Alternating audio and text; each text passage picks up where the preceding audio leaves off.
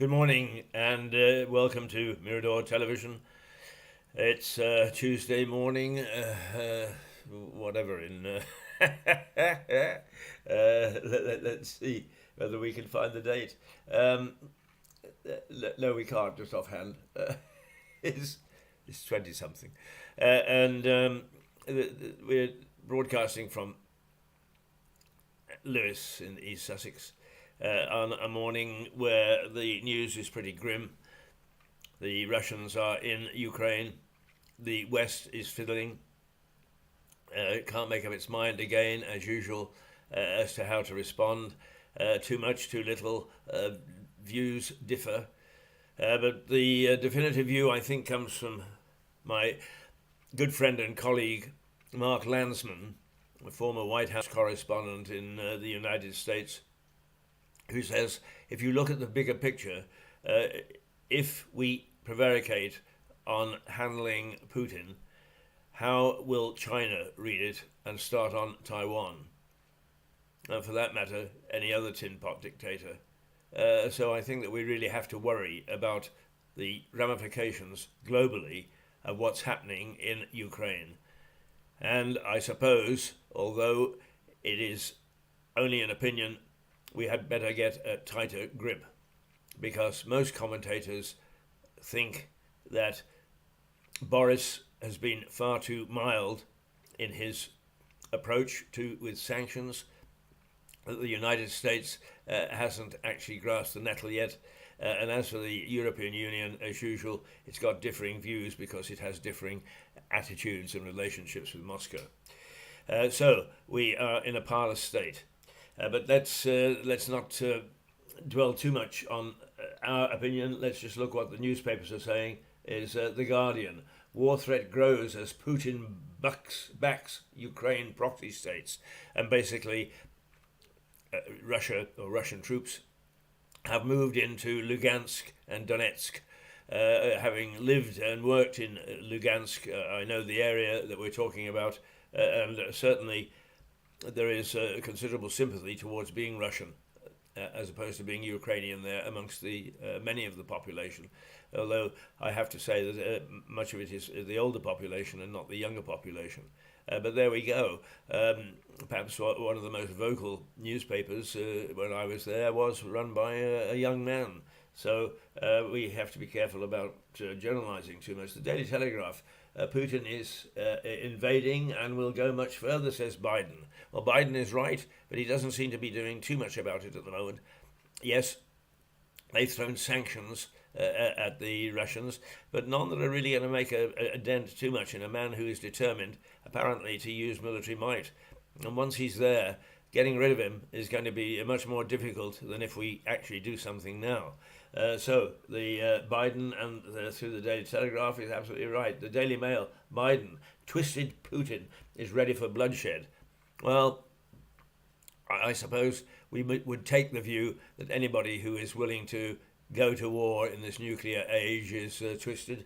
So we'll have some sympathy with the Mail, but calling him a madman does not help the situation. Essentially, the West has got to decide what sanctions it is going to impose. But of course, the dilemma for Boris and for Joe Biden and for other leaders of the Western world is that we have just been through two horrendous years in which the economy has been shattered. The lockdown situation has caused social grief, and what we're really worrying about now is can we, as a nation, can we, as a sector, if you like, in the West, follow... Oh, sorry, we're having a wee bit of a technical problem here.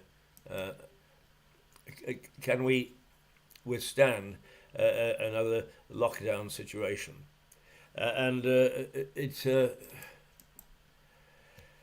is a difficult one because we have to be as tough as old boot if we're going to withstand this. The Financial Times, Putin backs separatist claims to the whole Donbass region of Ukraine. Well, I'm not at all sure that the separatists were that strong in that area. Sympathy, yes, but going back to under the Russian yoke, I'm not so sure that many people were that keen. So Putin backing is something of a hollow suggestion of being terribly righteous and looking after people. The Times: West imposes sanctions as Biden warns of war. Well, they've gone over the border. We're at war, aren't we? Because we've said that we will stand up to them, and the man is going to.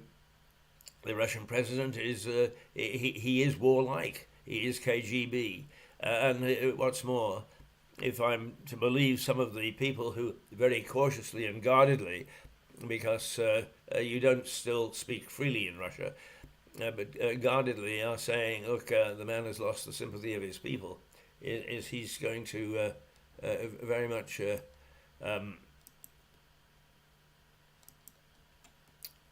he's going to very much carry on with his militaristic adventure. So we are at war. Let's not put too fine a point on it. But it's a bit like 1939 is what was called the phony war, when the various partners spar to see how far the other will go. Putin takes Europe to the brink of war, says the Eye. The Metro: we'll grab him by the rubles. Play on the words that, and that comes from the Metro, the London paper. That's their headline. A play on the fact that they are concerned about economic sanctions, which can hurt us. When I say us, the average citizen, as much as it can hurt the enemy.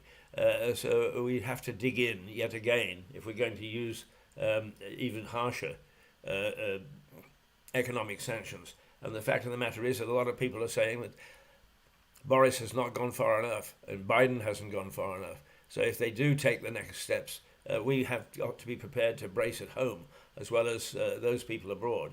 There's no question that we can hammer the Russian economy, but at what cost to ourselves? And that's where brinkmanship comes in. Mirror: get dirty Russian money out of the UK. Well, because we are our biggest industry is finance and banking. We have a lot of Russian money floating around in both investment and in the black economy, the white economy, and so on. There's a considerable amount.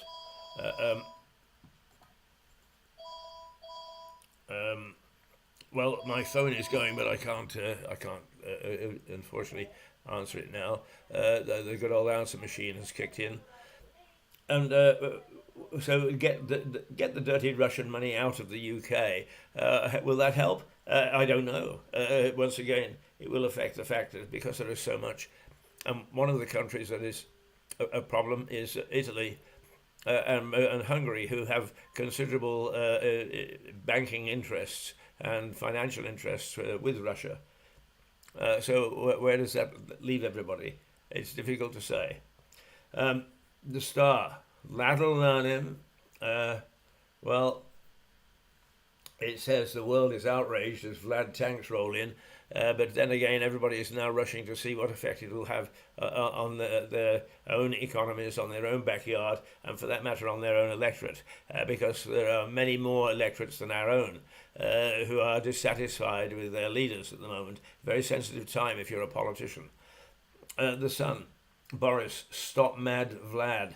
And once again, a newspaper suggesting that the Russian leader is taking leave of his senses in inviting war. And I must say that it is very difficult to understand why, but then again, because I know Russian so well, I do understand to some extent the temperament of the leadership, and it doesn't think quite like the way that we do in the West, and we have to accept that. As Margarita Simonian, who is the editor-in-chief of Russia Today, said to me once, Keith, you know, a point of view depends on where you stand. And the Russians have not always seen us as sympathetic allies, sympathetic partners in anything, including trade. So we have tended to be rather moralistic, and it is beginning to show. in as much as President Putin, I doubt, has much truck with our leadership. And our leadership has got to worry about the electorate, and that's us. So sanctions, should he go further or shouldn't he? I'm talking about Boris at the moment. Many people are saying, come on, hit now, don't wait, don't pussyfoot around.